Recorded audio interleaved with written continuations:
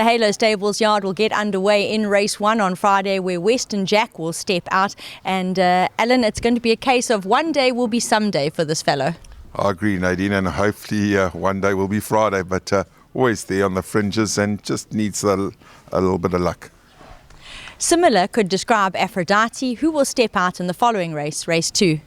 I agree as well, also never far off and just not finishing off her races. Beautifully bred filly, and she's drawn too, so if we do change to the poly, she's got a nice draw. On to race 3, and here we see On the Road again, who really finished smartly to round off his race in his last start. He'll be joined by Path of Choice, a notable winner in his last when he scored Richard Foury's 2000th career victory. Yeah, I agree with you. On the Road again. Finished 7th, but only beaten just under 2 lengths and finishing strongly that day. Path of Choice gone up 2 points for his win, so can be competitive again. But he's drawn 17, so he's got a long way to go. In race 4, we'll see the 2 runners, starting with Definitely Maybe, who ran a great second in the non-black type feature last time out. She'll be joined by Double Destiny, a little bit inconsistent of late, but she's definitely got ability if she puts her best foot forward.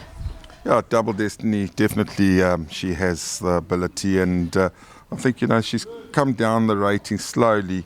She got hammered for, always running second and third behind Ikoria as a young horse, so I think she's got to come down a little bit more, but can be competitive. Definitely Maybe ran a cracking race last time after a win, and the handicapper thought likewise and gave her 2 kilos for running second, so I think she is competitive though. In race 5, the first of our features, the listed East Cape Paddock Stakes, and here the yard will step out the 4 runners. Santa Teresa was an absolute goosebump winner last time out under a great ride by Richard Foury. She'll be joined by Belle of Belize, who joins us here in shot, and she was a credible placing behind Santa that day. Daughter of Zeus will run alongside them, as well as Ancestral Prayer. I agree, Nate. A filly like Santa Teresa really ran out of her socks, and Miles a little bit on the sharp side, but this is a listed race, and she has been well placed in this race before, so I think she's heading off to stud soon, as I think all these fillies actually in this race will be doing, and she's got another race after this, a 2,000 metre race, and that will be her swan song. Belle of Belize ran a cracking race last time. She loves the 16, 14, 1600 metre races, and she deserves to win a race like this. Daughter of Zeus and Ancestral Prayer, maybe a little bit out of their ground, but if they can run a place and get some black top, the owners will be over the moon. Second of the listed features, the Memorial Mile, and here the yard will send out a trio of runners, starting with Grazing in the Grass, who defends his title from last year and is in a really good place at the moment. In fact, he was our top earner of last season. He'll be joined by Bold Resolve as well as Blonde Act, both slightly up in class, but Blonde Act especially in good form. Yeah, Grazing in the Grass done nothing wrong and got a nice draw, and he's got to defend his title and do the best he can, but he's won his last 4 starts and hopefully he can get over the line once more.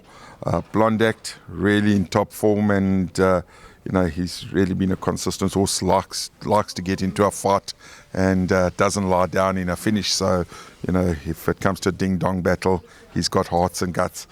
Bold Resolve, he's gone a little bit off form, but he's capable of being in the money. Moving on to race 7, we'll see another trio of runners. We're going to start with Red Berry. 1000 is on the sharp side for her, but she's always finishing well. She'll be joined by Delicacia, who tries a couple of headgear changes, as well as Bonnaroo, who's up in class but in some really good form. Yeah, we start with Red Berry. She's been consistent. She's won a listed race last season, and 1,000 metres maybe a bit on the sharp side, but she'll be running on. Bonnaroo, on the other hand, very consistent. I don't think she'll mind the 1,000, although she has been running a little bit further. She is really quick and speedy, and always thereabouts. Delicacy, she's really a one-trick pony. 1,000 metres is normally her best go. We have added on the blinkers to help her concentrate a little bit more, and they'll all be running really to beat a filly like Federer, who's really got this race sewn up on paper. The yard will finish with another 3 runners in race 8, keeping the fort, who's new to the Eastern Cape and having her first start. She'll be joined by Picture the Moment and Coastal Path. Yeah, Keep the Fort's having her first run for the yard, and maybe a little bit on the sharp side, but I think it's a good place to start. Coastal Path, slowly coming down the ratings and never far off them, but he just needs a little bit of a break in luck and he'll be competitive. Picture the Moment, never far off them. I know his last run was a little bit wayward, but put a line through that and, he's never far off. So hopefully he can crack it right and be competitive once again. 1200 is definitely his favourite trip. The yard have a good few runners to look forward to, and definitely horses that can get in on the action.